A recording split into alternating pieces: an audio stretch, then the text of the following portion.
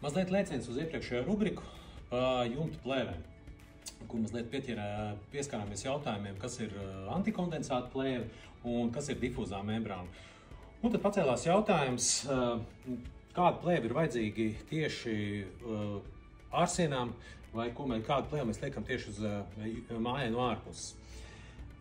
Ja jūs siltinat māju no ārpuses un jums paredzēta, jūs liekat tur vati, tad principā tur tāda situācija ir līdzīga tāpat kā uz jumta. Jūs liekat vati, ir siltinājums, ir vate, tad nāk garanlatojums un tad nāk pati apdare.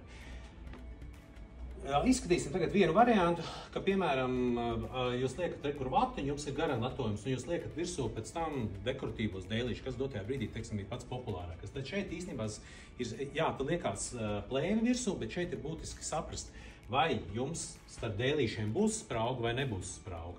Jo šeit arī ir, teiksim, ļoti bieži ir kļūda, kad paņem plēvi, kas ir paredzēta tieši fasādē, bet nepasaka, ka starp dēlīšiem būs attālums. Ko tas nozīmē un kāpēc tas ir svarīgi?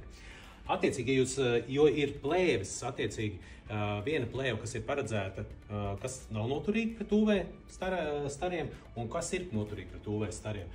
Un tad šeit ir ļoti svarīgi, ja jūs dēlīšus liekat ar kaut kādu attālumu, tad saule tiek klāt pie dēlīšiem un ļoti svarīgi ir izvēlēties tieši plēvi, kas ir UV noturīga. Attiecīgi, ja jūs dēļu klājas ir pilns un saule tur netiek klāt, tad šī tā UV noturīgā plēve nebūtu šeit tik aktuāla.